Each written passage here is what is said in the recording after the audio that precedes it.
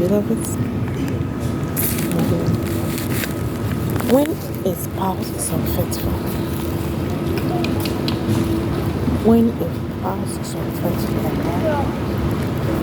marital unfaithfulness is devastating. So we're discussing this today because it is very important. True, some mates have found that they can forgive a repentant spouse and rebuild their relationship. But whether the marriage survives or not, those who discover that their mate has been unfaithful invariably suffer intense agony. How can such ones deal with their fragile emotions? Send it in the comment.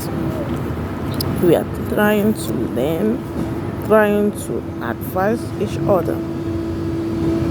I've not experienced it, honestly. But by the grace of God, as an evangelist, I hear God speaking to me what people are going through. And I have a little solution for you. From the Bible, Malachi 2:13 verse 16. Read it. Psalms 94:19. It said, when anxiety overwhelmed me, you comforted and soothed me. Read Psalm 18:25. With someone loyal, you act in loyalty. When you have an unfaithful partner, there's nothing so devastating like that. But remember, the word of God said in Philippians 4:6-7, do not be anxious over anything, but in everything by prayer and supplication, let your petition be made known to God, and the peace of God that surpasses all understanding will guard your hearts. You don't kill yourself because your partner cheats, you commit suicide, drink or something and die, you shoot yourself, No, you're the one that lose. I begin to behave abnormally because I've seen people, I have people like that around me. Because their partner is unfaithful, they begin to behave abnormally. They begin to drink, they get depressed, they lose interest in life.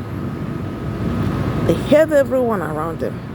Beloved, that doesn't help you physically, spiritually. If you're interested to hear about Mario said, I wanted to die when my husband said that he was leaving me for a younger woman. It all seems so unfair, especially when I remember the sacrifices I had made for him.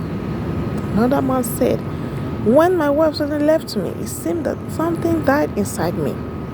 Our dreams and hopes and our plans had been destroyed.